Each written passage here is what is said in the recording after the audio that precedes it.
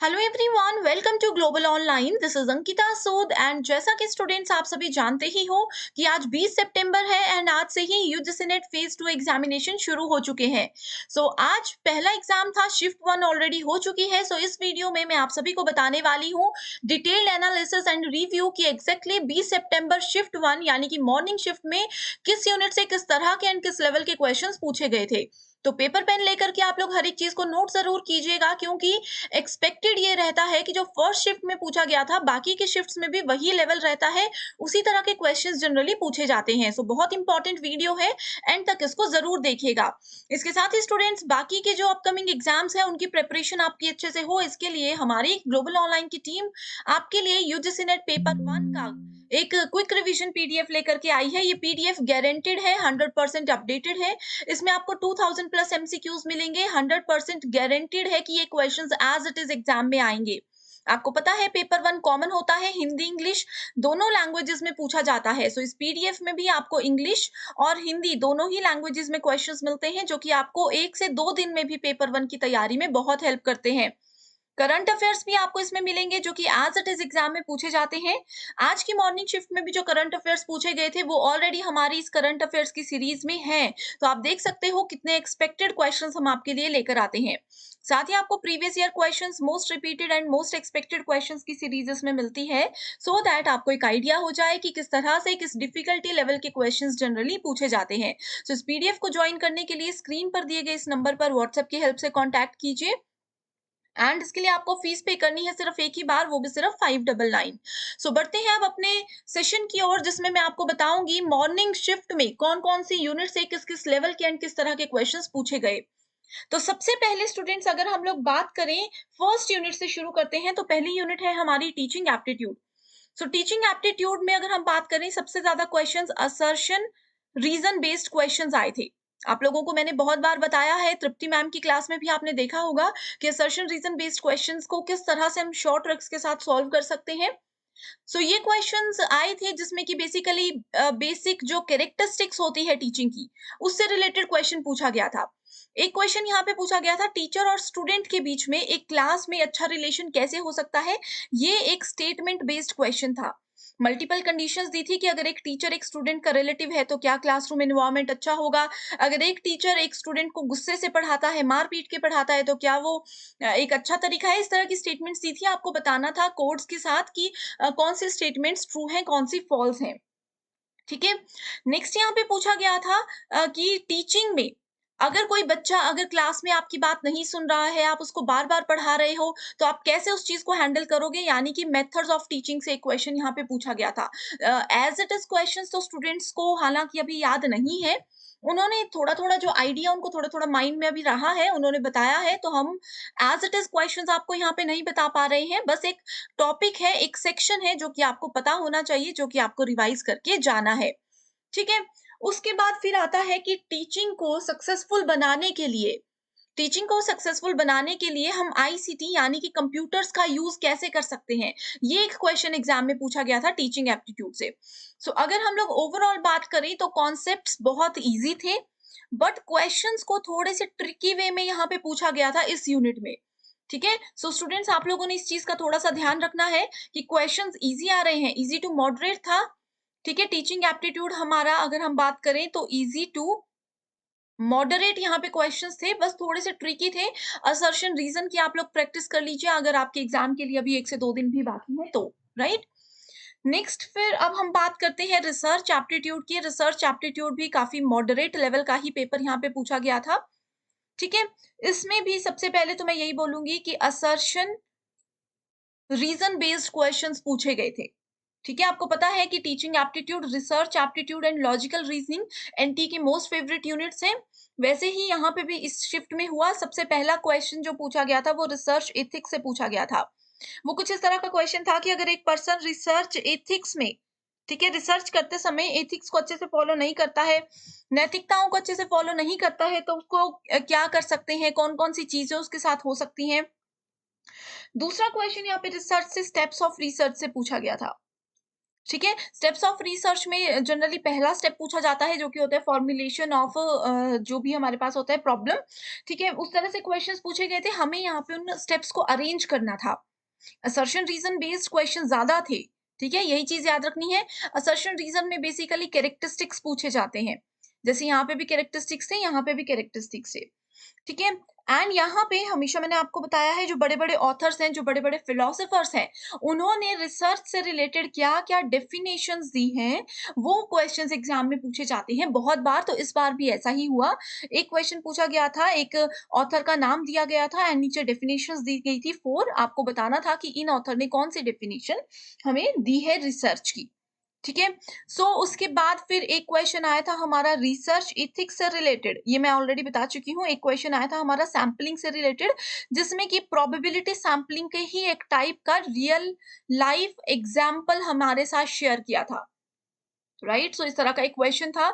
एक क्वेश्चन यहाँ पे ये पूछा गया था रिसर्च के टाइप्स में से, मैच द फॉलोइंग का ये क्वेश्चन था, जिसमें कि रिसर्च के टाइप्स के बारे में बात की गई थी। ठीक क्वेश्चन था, यानी कि इजी था। स्टूडेंट्स का ये कहना था कि अगर किसी को एक डेफिनेशन भी पता होती, एक भी रिसर्च का टाइप पता होता, तो वो इजीली अच्छा स्कोर कर सकते थे। एंड एक क्वेश्चन यहाँ पे और पूछा गया था रिसर्च के मेथड से ही।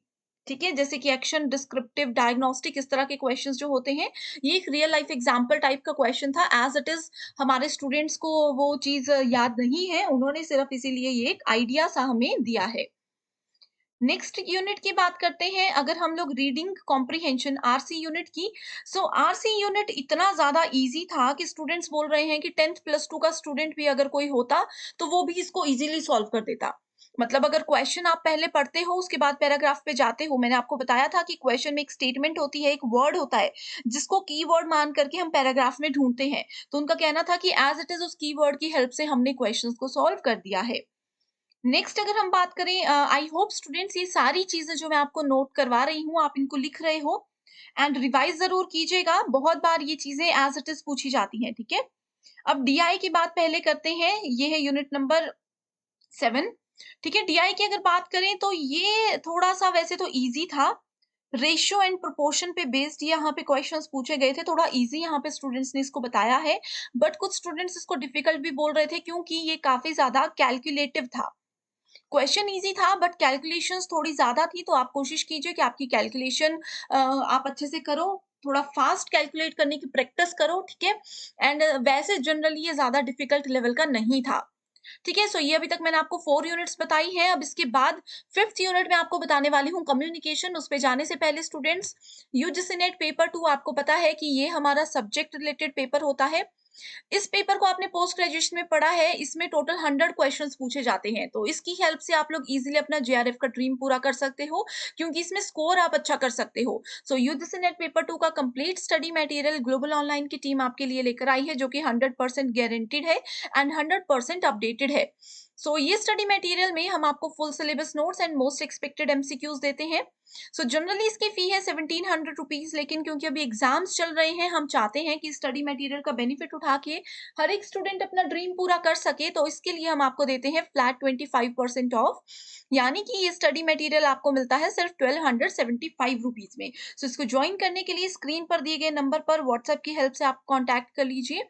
एंड आपके सामने टोटल 20 सब्जेक्ट्स की लिस्ट है, इसमें से जो भी पेपर 2 है उसको सिलेक्ट करके ही नंबर पर कॉन्टैक्ट कीजिएगा। आते हैं अब अपने नेक्स्ट यूनिट पे, जिसपे कि हम बात करने वाले हैं unit number 4, that is communication. Right, communication unit की अगर हम बात करें, इसमें एक पूछा गया था क्वेश्चन, डायरेक्ट था, कलेक्टिव कम्युनिकेशन से रिलेटेड। दूसरा क्वेश्चन यहाँ पे पूछा था synchronous communication and asynchronous communication, synchronise communication, इस तरह से कुछ हमारे स्टूडेंट ने हमें बताया है। एंड यहाँ पे भी कुछ डेफिनेशंस आई थी जो कि बहुत इंपॉर्टेंट थी। एंड इसमें एक रियल लाइफ एग्जांपल से रिलेटेड क्वेश्चन पूछा गया था, जिसमें डायरेक्टली ये कहा गया था कि अगर एक टीचर एक क्लासरूम में स्टूडेंट्स के साथ बात करते हैं, तो उस तरह की कम्युनिकेशन को क्या बोला जाता है। कुछ इस तरह का क्वेश्चन घुमा फिरा करके पूछा गया था, लेकिन एक्चुअल में अगर देखा जाए तो कहते हैं स्टूडेंट्स कि वो क्वेश्चन बहुत इजी था। नेक्स्ट यूनिट है हमारे पास रीजनिंग, जो कि मैथमेटिक्स से रिलेटेड है। ये वाली जो मैथमेटिक्स वाला सेक्शन होता है, ठीक है, इस वाले सेक्शन में इजी क्वेश्चंस पूछे गए थे। ठीक है, इसमें इजी क्वेश्चंस पूछे गए थे। जनरली इसमें आपसे इस बार पूछा गया था percentage, average, profit and loss, इस तरह के क्वेश्चंस पूछे गए थे। अब बात करते हैं लॉजिकल रीजनिंग की। इस लॉजिकल रीजनिंग वाली यूनिट में पूछा गया था हमसे प्रमाण, ठीक है, structure of an argument, logics क्या होते हैं, मूड एंड फिगर्स, ठीक है। नेक्स्ट आया था कॉन्ट्रा पॉजिटिव, कॉन्ट्रा पॉजिटिव क्या होता है, सब कॉन्ट्रारी क्या होता है, इस तरह के क्वेश्चंस थे। यानी कि ओवरऑल इस बार जितने भी क्वेश्चंस आए हैं वो हमारे सॉरी ये रिमूव हो गया है, इंडियन लॉजिक से ही पूछे गए हैं। तो आप लोग अपने इंडियन लॉजिक में रिवाइज कर लीजिएगा। जैसे कि जो फेज 1 था स्टूडेंट्स, आपको पता है कि वहां पे हेतु से पहली शिफ्ट में क्वेश्चन आया था एंड हर एक शिफ्ट में हेतु से ही क्वेश्चन पूछे जा रहे थे, ठीक है। सो सिमिलरली इस बार ये हो सकता है कि इंडियन लॉजिक में जैसे प्रमाण, स्ट्रक्चर ऑफ आर्ग्यूमेंट पूछा गया है, हो सकता है इस बार सभी शिफ्ट्स में यही क्वेश्चंस पूछे जाएं। अब नेक्स्ट आते हैं हमारे पास आईसीटी की बात करते हैं। सो आईसीटी यूनिट से भी इस बार काफी ज्यादा क्वेश्चंस पूछे गए थे। पहला क्वेश्चन था रोम, जिसमें जनरली ईपी रोम पे बात की गई थी, ठीक है। एंड नेक्स्ट पूछा गया था मेमोरी हायरार्की, जो कि मैंने आपको हमेशा बताया है कि इस बार यहाँ से क्वेश्चन पूछे ही जाते हैं। मेमोरी हायरार्की में बताना है सबसे छोटी मेमोरी, बड़ी मेमोरी, उससे बड़ी मेमोरी, उससे बड़ी मेमोरी कौन सी होती है। सो ये सीक्वेंस प्रॉपर आपको नीचे से ऊपर, ऊपर से नीचे दोनों तरह से पता होना चाहिए। उसके बाद कन्वर्जन से रिलेटेड क्वेश्चन आया था, जैसे कि बाइनरी नंबर को हम कैसे डेसिमल नंबर में कन्वर्ट कर सकते हैं, इस तरह का क्वेश्चन पूछा गया था। एंड लास्ट क्वेश्चन पूछा गया था कुछ वो डाउनलोडिंग स्पीड से रिलेटेड क्वेश्चन हमारे स्टूडेंट ने बताया है। एक एग्जांपल दिया गया था कि दो फाइल्स है, एक इंटरनेट की स्पीड इतनी है, दूसरे की इतनी है, तो फाइल्स को डाउनलोड होने में कितना समय लगेगा, कुछ इस तरह का क्वेश्चन था। नेक्स्ट में हम एक्सपेक्ट करते हैं कि इनपुट आउटपुट डिवाइसेस से क्वेश्चन पूछे जाएंगे, ईमेल और वायरस से क्वेश्चन पूछे जाएंगे, तो ये हम एक्सपेक्टेड अभी लेकर के चलते हैं, ठीक है। उसके बाद फिर आती है स्टूडेंट्स हमारी नेक्स्ट यूनिट, जो कि है unit number 9, people development and environment. तो ये वाली यूनिट जो है इसमें बेसिक चीजें फॉलो की गई थी एंड ज्यादा ध्यान इसमें पॉल्यूशन पे दिया गया था। कॉप 26 से रिलेटेड क्वेश्चन था, जो कि मैं आपको हमेशा बता चुकी हूँ कि पूछा जाता है। करंट पॉल्यूशंस क्या चल रहे हैं, एनवायरमेंट को क्या क्या हैजार्ड्स हो रहे हैं, इससे रिलेटेड यहाँ पे क्वेश्चंस पूछे गए थे। ज्यादा क्वेश्चंस नहीं थे, 3 क्वेश्चंस थे आई थिंक यहाँ पे अभी तक जो हमें पता चला है। एंड इसके अलावा स्टूडेंट्स कुछ चीजें मिस हो चुकी हैं। अगर आप एग्जाम दे करके आए हो, आपको लगता है कि मुझसे कुछ चीजें मिस हो चुकी हैं, कुछ टॉपिक्स मिस हो चुके हैं, तो आप मुझे कमेंट कीजिए ताकि बाकी के स्टूडेंट्स इस चीज का बेनिफिट उठा सके। अब बात करते हैं यूनिट नंबर 10 की, जो कि है हायर एजुकेशन। इस यूनिट में स्वयं पे फोकस किया गया था, ठीक है। स्वयं पूछा गया था, तो अभी आप स्वयं प्रभा एंड मूक पे ध्यान दे दीजिएगा। जर्नलिस्ट में पूछा गया था कि इसका एस्टैब्लिशमेंट ईयर कौन सा है, सॉरी एस्टैब्लिशमेंट ईयर नहीं, इसके कोऑर्डिनेटर्स के बारे में पूछा गया था, इसकी वर्किंग के बारे में पूछा गया था। न्यू एजुकेशन पॉलिसी 2020, ये मोस्ट एक्सपेक्टेड है, ठीक है। ये मोस्ट एक्सपेक्टेड है, इस पे एक सेपरेट वीडियो मैंने बनाई है, डिस्क्रिप्शन बॉक्स में चेक कीजिए, अंकिता सूद के नाम से एक प्लेलिस्ट होगी, वहां पे आपको एनईपी 2020 मिलेगा, या फिर करंट अफेयर्स की सीरीज है। एक काम कीजिए, हमारी प्लेलिस्ट चेक कीजिए, करंट अफेयर्स की सीरीज है, वहां पे एनईपी 2020 पे 2 वीडियोस हैं, एक में कॉन्सेप्ट्स है, एक में एमसीक्यूज है, जो कि प्रीवियस ईयर क्वेश्चंस है, उनको पढ़ लीजिए। 1 आवर में आपका एनईपी कंप्लीट होके 4 मार्क्स आप अपने पक्के कर सकते हो, ठीक है। उसके बाद यहाँ पे पूछा गया था यूजीसी का एस्टैब्लिशमेंट ईयर। ये मैंने आपको बताया है कि ये बहुत बार एस्टैब्लिशमेंट ईयर से रिलेटेड क्वेश्चंस पूछे जा रहे हैं एग्जाम में।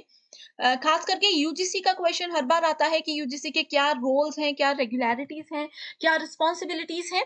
सो अभी एस्टैब्लिशमेंट ईयर पूछा गया, नेक्स्ट में फॉर श्योर ये पूछेंगे इसके रोल्स एंड रिस्पॉन्सिबिलिटीज क्या है।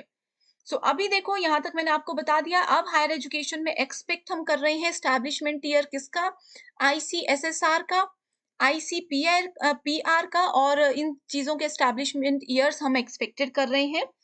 इससे रिलेटेड जो रिसर्च काउंसिल्स हैं, रिसर्च काउंसिल जो है हायर एजुकेशन में जो काम करती हैं, उनके नाम आप पढ़ के जाइएगा, यहाँ से रिलेटेड असर्शन बेस्ड क्वेश्चन जरूर पूछा जाता है, राइट। सो ये थी 10 यूनिट्स। आई होप स्टूडेंट्स आपने हर एक चीज नोट कर ली है।